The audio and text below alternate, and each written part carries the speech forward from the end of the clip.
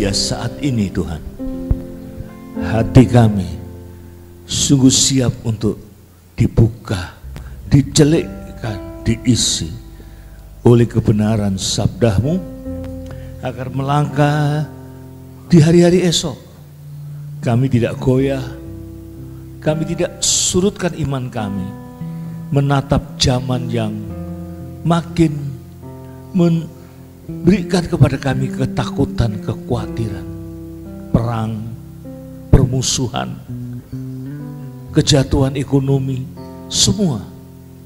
Tapi biarlah firman-Mu bukan pidato kosong, betul-betul kabar baik bagi kami sekalian. Dalam nama-Mu kami berdoa. Semua jemaat berseru bersama. Amin. Amin. Berikan tepuk tangan sukacita kita bersama-sama.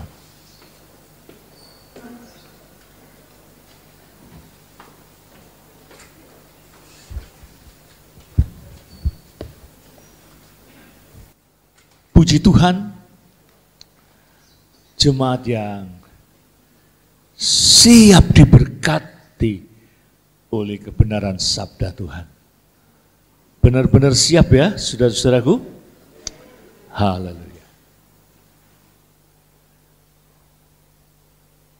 Tadi ada yang tanya, loh kok pakai baju putih Pak Gembala? Ya, saya hari ini nanti setelah firman Tuhan saya harus ke Surabaya memimpin acara lamaran keponakan saya sendiri, tapi karena tahu omnya pendeta saya disuruh memimpin semua acara. Ya.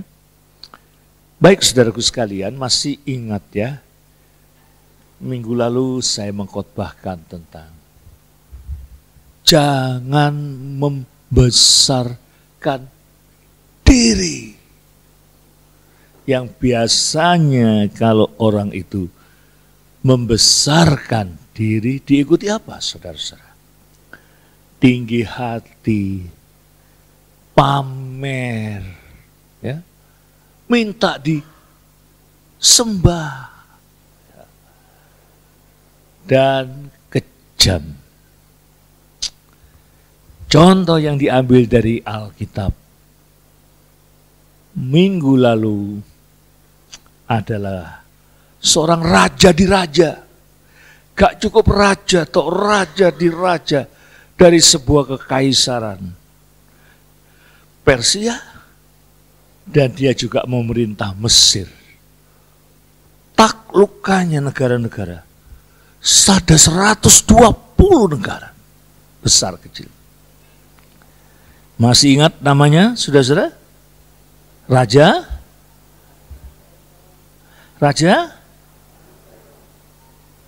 Ahasperot. Sopo sing perot? Ahasweros. Saya masih akan mengkhotbahkan dari kitab Ester. Sekarang kita baca Ester pasal 4 mulai ayat yang ke-10. Ya, Ester pasal 4 ayat 10 mulai. Akan tetapi Ester menyuruh Hatta memberitahukan kepada Mordekai. Semua pegawai raja serta penduduk daerah-daerah kerajaan mengetahui bahwa bagi setiap laki-laki atau perempuan yang menghadap raja di pelataran dalam dengan tiada dipanggil, hanya berlaku satu undang-undang, yakni hukuman mati. Bilang sama-sama, hukuman mati. Hanya orang yang kepadanya raja mengulurkan tongkat emas yang akan tetap hidup. Dan aku selama 30 hari ini tidak dipanggil menghadap raja. Ketika disampaikan orang perkataan Ester itu kepada Mordekai, maka Mordekai menyuruh menyampaikan jawab ini kepada Ester. Jangan kira karena engkau di dalam istana raja, hanya engkau yang akan terluput dari antara semua orang Yahudi? Sebab sekalipun engkau pada saat ini berdiam diri saja, bagi orang Yahudi akan timbul juga pertolongan dan kelepasan dari pihak lain. Dan engkau dengan kaum keluargamu akan binasa. Siapa tahu mungkin justru untuk saat yang seperti ini engkau beroleh kedudukan sebagai ratu. Terus, maka Ester menyuruh menyampaikan jawab ini kepada Mordekai. Pergilah, kumpulkanlah semua orang Yahudi yang terdapat di Susan dan berpuasalah untuk aku. Janganlah makan dan janganlah minum 3 hari lamanya. Baik waktu malam, baik waktu siang. Aku serta dayang-dayangku pun akan berpuasa demikian. Dan kemudian aku akan masuk menghadap raja. Sungguh pun berlawanan dengan undang-undang. Kalau terpaksa aku mati, biarlah aku mati. Amin. Perikop yang kita baca ini, setting background-nya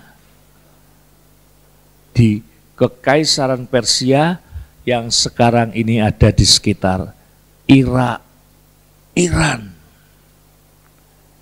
Tapi jelas saya tidak mau mengkhotbahkan tentang perang Iran Israel yang berkecamuk dan juga membuat ketar-ketir pemerintah Indonesia, ya, atas dampaknya. Minyak sudah naik, ya, belum yang lain. Nah, saudara-saudara, background secara khusus adalah dimulai ketika Haman tersinggung. Ingat ya, orang yang membesarkan diri gampang tersinggung kalau ia tidak dihormati. Siapa Haman? Haman adalah pejabat, ya, pejabatnya Ahasverus yang paling cepat di antara segala pejabat naik pangkatnya. Dan juga privilege, anugerah-anugerah yang lain. Bintang ini, bintang ini, bintang ini, bintang ini. Akibatnya jadi sombong. Akibatnya gila hormat. Akibatnya ingin dikultus individukan. Akibatnya semua orang dipandang rendah.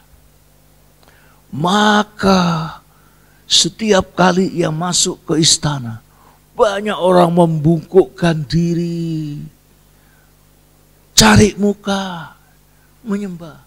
Dan di mana ia beredar-edar. Loh, suatu saat ia memasuki gerbang. Dia tersentak melihat Mordekai tidak memberi hormat.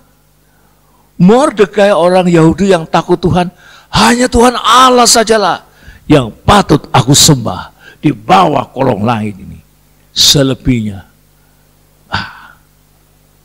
ada perintah ditok dengan stempel cincin raja bahwa setiap orang harus menyembah dan menghormati Haman. Kalau tidak hukumannya hukuman mati. Tapi Mordekai tidak peduli. Mau undang-undang raja kek, mau undang-undang siapapun, aku tetap hanya mau menyembah kepada Allah Ta'ala yang hidup. Haman marah. Tapi karena dia pejabat tinggi, dia merasa rendah kalau langsung menegur Mordekai. Ya, dia tahan. Ya. Bahasa Ibraninya diempet. Sampai tiba di rumah, dia bilang, aku orang yang paling dikasihi raja. Semua dipercayakan padaku. Bahkan nanti malam dalam pestanya Ratu Ester hanya minta supaya raja dan aku. Tapi di antara kesemuanya itu aku belumlah puas kalau belum melihat Mordekai, orang Yahudi rendah, orang Yahudi tak terpelajar itu yang kurang ngajar terhadap aku, tidak dihukum gantung. Hanya mereka mereka-reka. Wah, bangunlah tiang gantungan yang tinggi. Saudara, itu kalau orang tinggi hati. Itu kalau orang tidak menggunakan nuraninya. Seperti Tuhan menegur Kain. Ada apa dengan kau hatimu itu loh? Itu yang membunuh adiknya.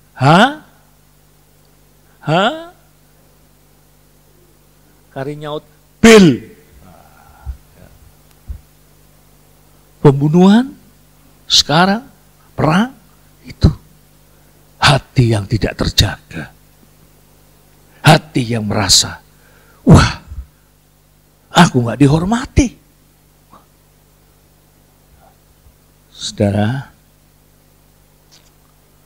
luar biasa pengaruh Haman yang bisa memperdaya Ahasverus. Kebencian kepada orang Yahudi itu sekarang dibuat undang-undangnya. Dibuat undang-undangnya.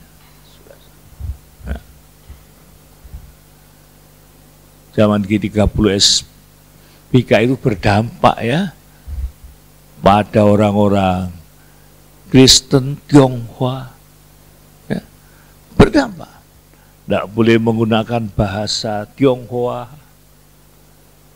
Nama pun harus diganti. Saudara-saudara. Ada yang sak-sae wae ganti. Ya. Dikasih nama Kasno, bekas Cino. Coba saudara-saudara. Ya.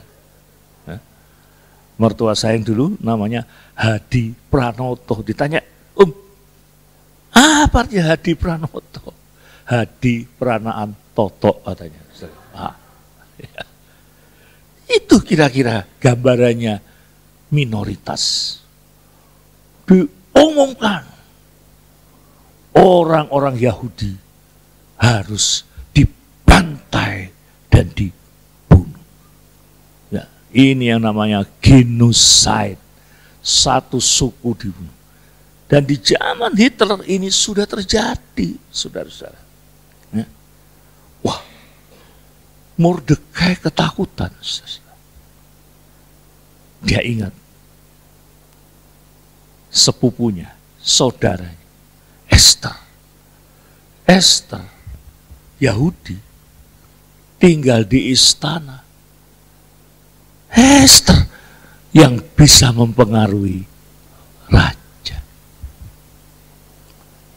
Tapi seringkali harapan kita pada sedulur, harapan kita pada orang gede, harapan kita pada orang yang punya kuasa, menurut kita, tidak sesuai kenyataan. Wahnya.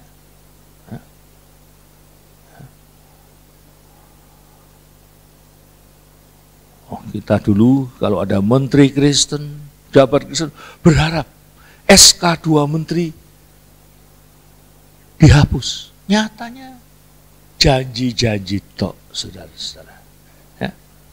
Mau pemilu, wah janji tok. Datanglah utusan Mordekai kepada Ester. Bisikkanlah kepada suamimu yang raja itu untuk meniadakan hukum yang biadab itu. Kalau enggak, kita akan hilang dari sejarah. Tidak ada orang-orang, terutama umat Tuhan di negeri. Kita bersyukur orang Kristen masih dilindungi. Kepercayaannya dilindungi undang-undang, saudara-saudara. Ya. Maka kalau mendoakan pemerintah jangan asal sambil lalu. Hanya asal ingat berkati ya Tuhan. Sungguh-sungguh seperti Daniel, seperti yang sampai menangis. Mendoakan pemerintah. Ya. Jangan asal jeplak. Ya. Berkati Tuhan. Undang-undang Pancasila. Ya. MPR. Ada yang keliru, PMP juga Tuhan. Pendidikan moral Pancasila. Nah,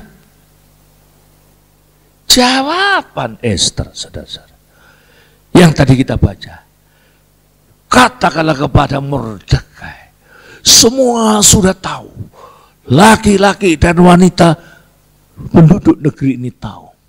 Apabila ada seorang pria atau wanita yang datang di halaman raja, istana raja, tanpa dipanggil, satu saja hukumnya, mati. Dan aku selama berapa minggu ini belum dipanggil oleh raja. Jawaban Esther itu sebetulnya jawaban pengecut. Jawaban orang yang disebut safety first. Cari selamat untuk dirinya sendiri. Jawaban dari orang yang tidak mau dikurangi kedudukannya. Wah, saya akan dipilih dari ribuan gadis-gadis. Masa harus dimentahkan lagi? Masa saya harus kembalikan itu semua? Ini kan impianku jadi permaisuri. Maka dia kasih jawaban itu. Aku belum dipanggil, alias aku tidak mau mati konyol. Dapat kesempatan seperti ini, waduh, susahnya bukan main. Tidak hanya safety first. Jawaban orang yang mau bersembunyi di kasus ini. Kalau perlu jangan sampai raja tahu bahwa aku seorang Yahudi. Cari aman sendiri, tinggal di lingkungan yang alam, berlimpah pengawal, berlimpah makan minum, pesta. Apa jawaban Mordekai yang sangat-sangat menusuk, saudara-saudara? Hei Esther, jangan dikira kalau kau bersembunyi, kalau kau tidak berbuat apa-apa, engkau akan selamat dari antara orang-orang Yahudi. Jangan dikira engkau pun bisa dilibas dan dibunuh. Dan ini jawaban yang sangat menohok. Esther, kalau kau tidak menolong bangsamu, jangan dikira dari tempat lain tidak ada pertolongan untuk orang Yahudi. Pasti akan datang pertolongan. Seperti yang sudah dibuktikan oleh sejarah. Seperti yang dibuktikan oleh waktu-waktu yang lalu. Di saat terjepit, Tuhan memberikan pertolongan. Itulah yang disebut pengharapan Mesias. Akan datang pertolongan untuk bangsa Yahudi ini. Dan jawaban yang menohok, nyelekit, dan menyadarkan Esther. Esther, siapa tahu justru untuk saat seperti ini. Untuk saat yang chaos, untuk saat yang dangerous. Kau diangkat jadi ratu oleh pengetahuan Tuhan. Tuhan tahu chaosnya, sekaratnya bangsa ini. Dia terbitkan engkau. Siapa tahu kau jadi ratu untuk saat seperti ini. Lah inilah yang akan kita renungkan, saudara-saudara. Renungkan. Jawaban Mordekai kita. Saya aplikasikan, saya koneksikan dengan situasi kita sebagai jemaat. Ada jemaat orang-orang yang seperti Esther ini sifatnya. Safety first. Gereja ada masalah, nggak mau tahu. Ya. Aku kan cuman jemaat awam. Karena awam itu artinya bodoh. Kalau ada jemaat yang selalu bilang, aku kan bukan hamba Tuhan. Aku ini jemaat awam tok. Ya udah datang. Nggak usah neko-neko dan datang. Di mana tempatnya orang-orang bodoh? Hai kamu yang berhati bantut bodoh. Di neraka, di tempat penghukuman. Saudara,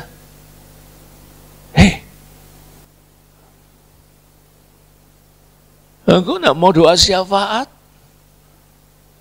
Engkau enggak mau jadi bagian dari gereja? Engkau enggak mau bagian jadi pelayan-pelayan Tuhan?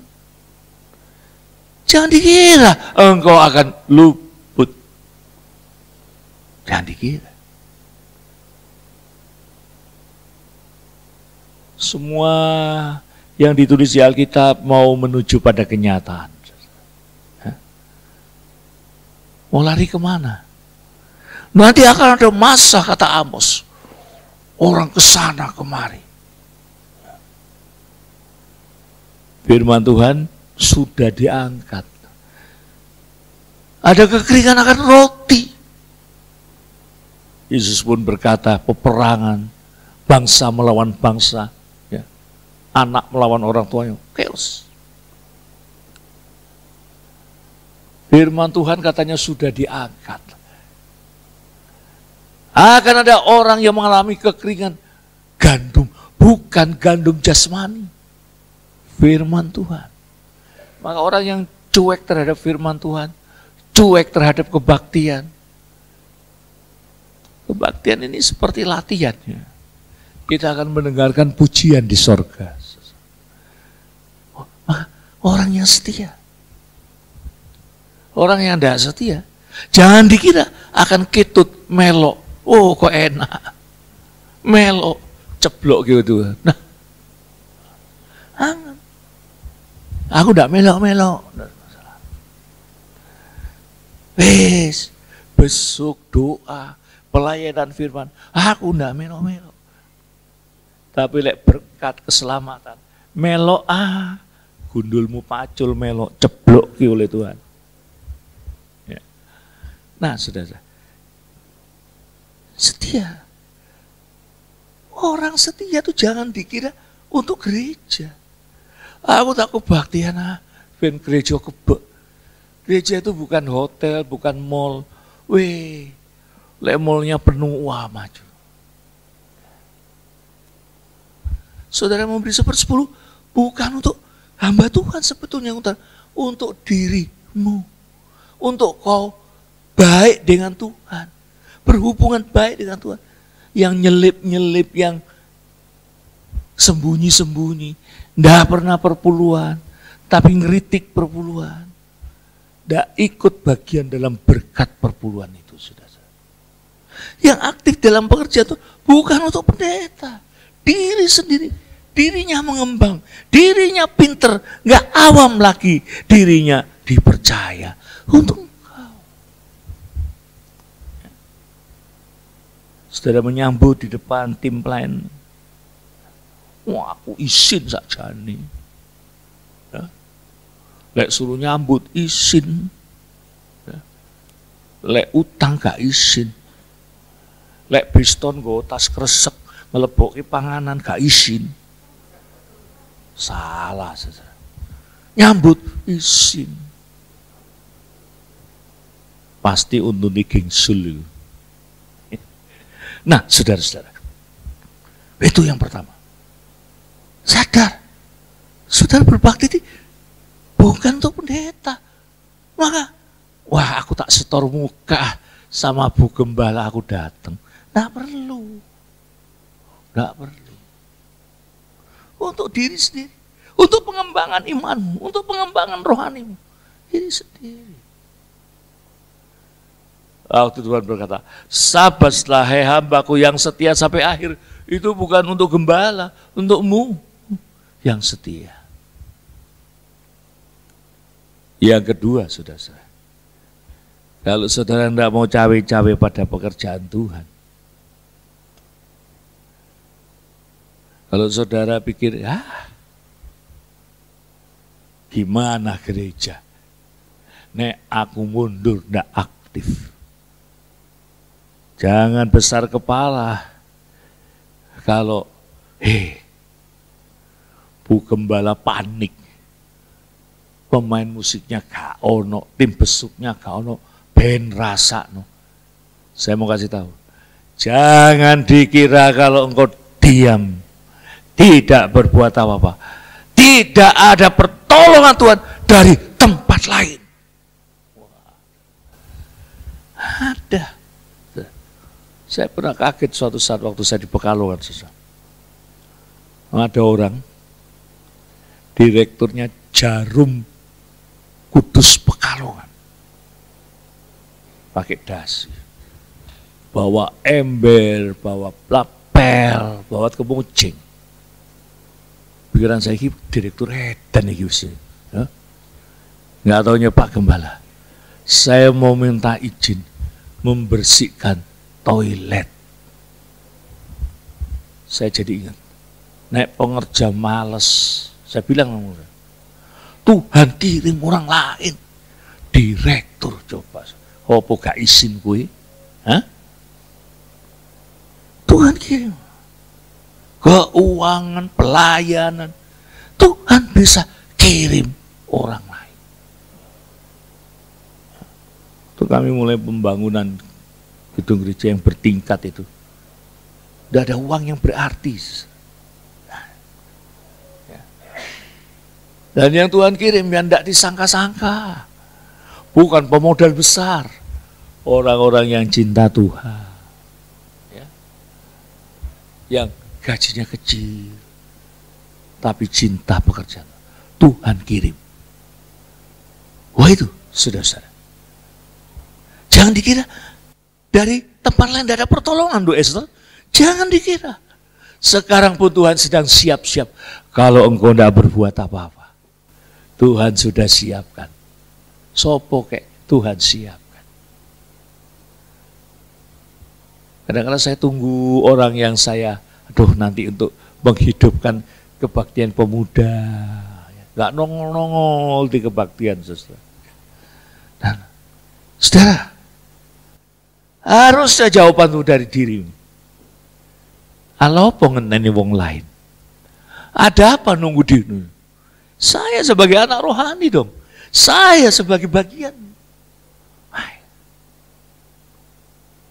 Yesus, semua muridnya, dari yang pintar ngomong seperti Petrus, sampai yang gelagap-gelagap seperti Filipus.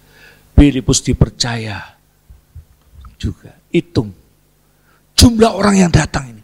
Hitung. Yudas pun kalau minta ampun pasti dipakai lagi oleh Tuhan. Jangan dikira tidak ada. Ada saja. Ya. Tuhan bisa kirim orang yang tidak kita sangka-sangka.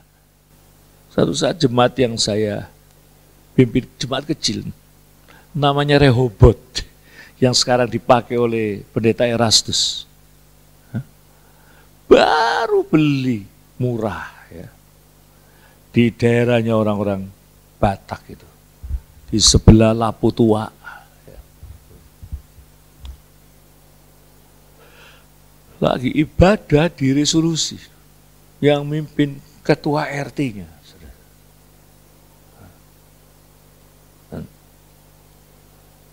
Tapi karena sudah berjalan ibadah diteruskan, besok pertemuan.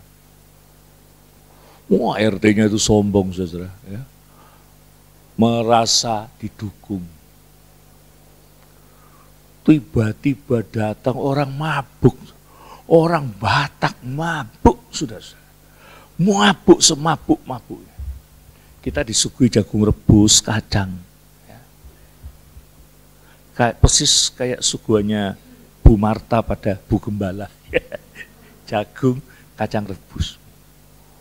Datang marah. Pak tahu nggak? Manusia itu hidup bukan hanya oleh jagung dan kacang rebus. Dek, saya. Tuhan pakai orang mabuk. Ujuk-ujuk Tuhan pakai orang mabuk. RT-nya ngeper, saudara. Ngeper. Awas. Nah, saya mau kasih tahu, Tuhan bisa terbitkan pertolongan dari tempat yang tidak diduga-duga. Amin, saudara. Wis pitados mawon marang Gusti Yesus. Child. Satu saat ada orang-orang yang saudara harapkan tidak menolong, tenang. Tuhan pasti berikan pertolongan dari tempat lain. Tidak usah panas hati. Yang ketiga, ini yang paling nyokot sampai Esther akhirnya bertindak. Esther, siapa tahu, jangan enak-enakan, kamu diangkat jadi permaisuri justru untuk saat seperti ini, ketika bangsamu sedang di ujung tanduk. Justru untuk saat-saat seperti ini. Gesami mawon di gereja. Diperlukan orang-orang seperti ini. Kalau ada beberapa orang mulai tidak puas, pindah gereja, pindah sana, pindah. Jenengan jangan ikut-ikut. Jangan ikut-ikut. Aku tak melu wis. Aku diajak. Justru kau berkata seperti Esther. Justru untuk kalau ada orang-orang seperti ini, justru untuk saat seperti inilah Tuhan pilih aku di gereja ini. Amin. Amin, ini kok gak seru, saudara? Justru untuk saat seperti ini, aku gak juli yang kecentok, yang tersungging, yang bakal tidak dapat pahala. Justru untuk saat seperti ini aku setia. Gak iso main gitar, belajar gitar. Gak iso khotbah, belajar khotbah. Saking gugupi belajar khotbah.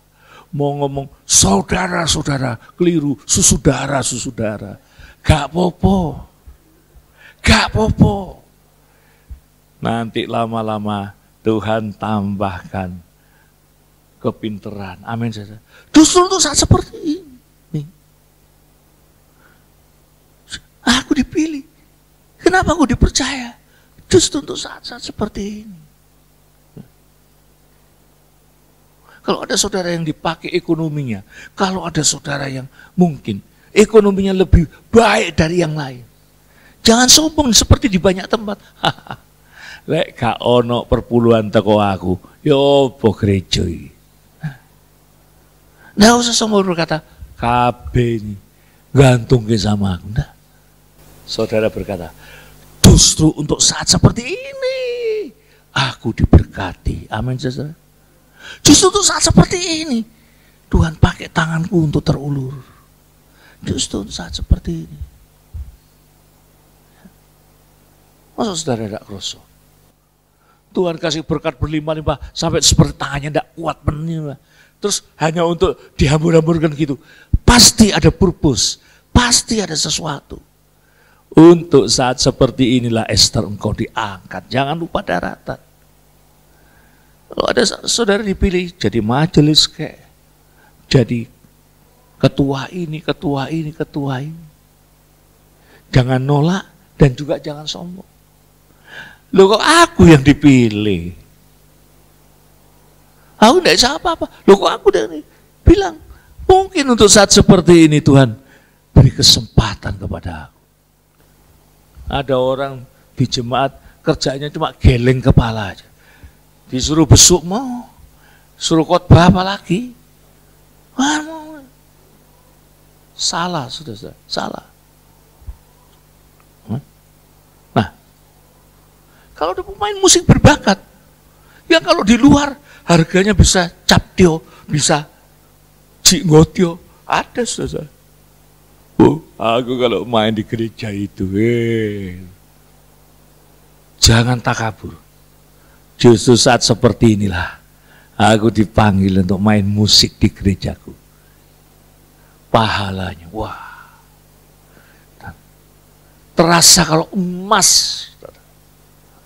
Kalau dia main di tempat lain, di tempat yang besar-besar. Betul gajinya.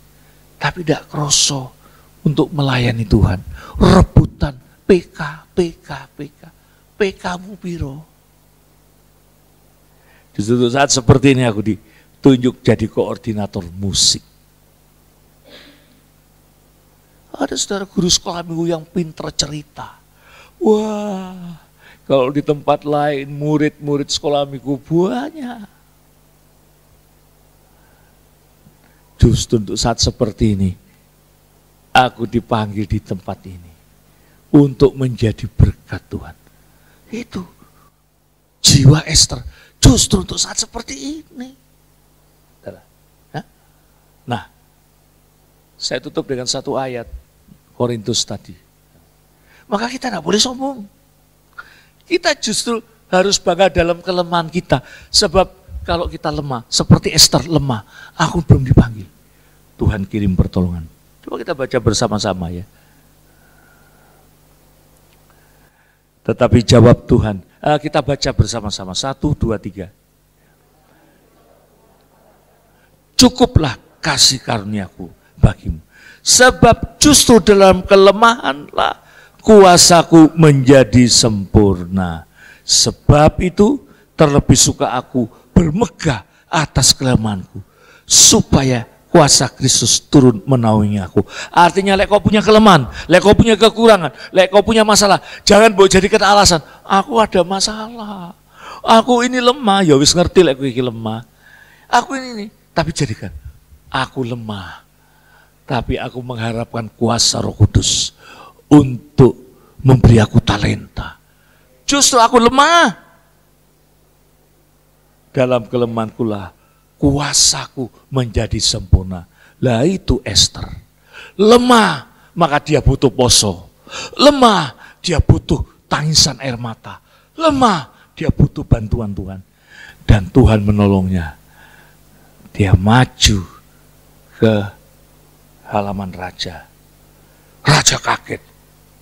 Tidak marah. Dia ulurkan tongkat emas. Datang kepadaku. Di satu rumah tua ada satu jam tua, jam dinding yang sudah 3 generasi.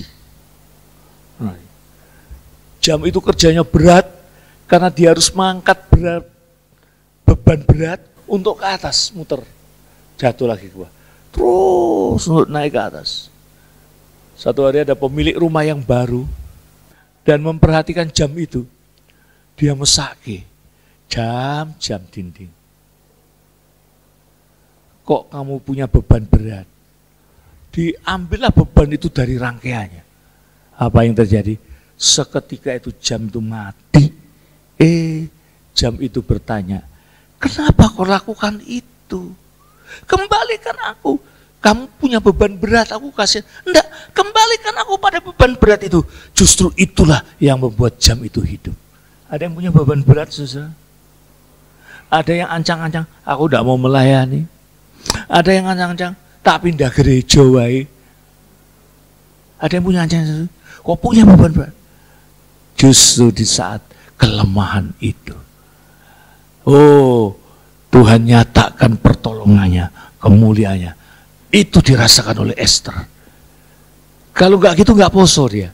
Kalau gitu nggak makanya sekarang orang tiru-tiru puasa Esther. Tapi karakter Esther tidak ditiru. Nah, saudara-saudara, Esther akhirnya mendapatkan pertolongan Tuhan.